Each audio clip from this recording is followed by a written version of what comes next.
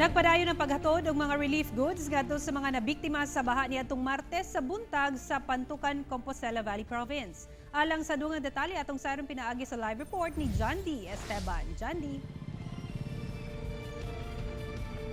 Yes, Sara, nagpadayon ang pagapod-apod og relief assistance ngadto sa kapin 4,000 pa ka mga pamilya nga nabahaan sa Pantukan, Compostela Valley Province gumikan do na paghihapoy mga barangay nga wala mahatdan.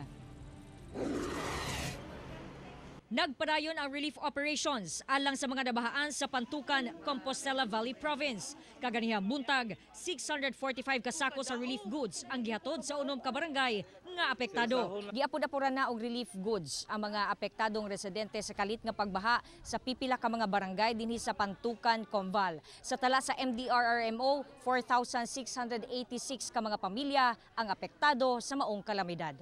Usa sa nahaturan, mao ang Purok Nangka, Sitio Tugop, Barangay Kingking. Ang situation sa ubang barangay, except sa Kingking, back to normal naman po ang kuan. Ang kuan lang kay ang severely hit nga barangay is ang Barangay Kingking. Nitabang usab mismo ang mga biktima sa paghakot sa relief goods sa Barangay Bungbong. Naratol pud mi. Kami kabalo sa mong buhaton kay paggawas gyud namo naa sa kalsada mismo ang mga tubig.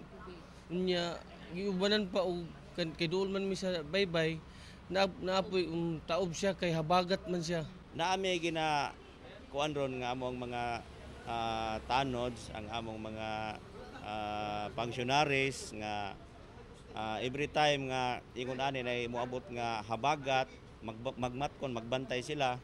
So naami abiso sa ilaha.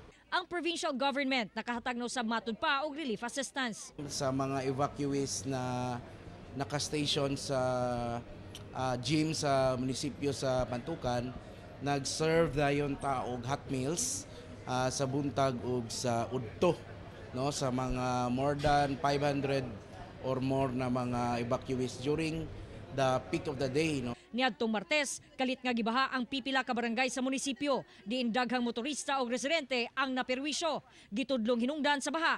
Mao ang kusog nga bunok sa ulan nga gisabayan sa pagtaob sa dagat ug sapa. Rason nga milapaw dayon ng tubig. Of course, naa tay mga mitigating measures nga gihimo para sa like atong mga clean up sa mga kinaaman tay mga drainage nga na-clogged up during sa flooding pod.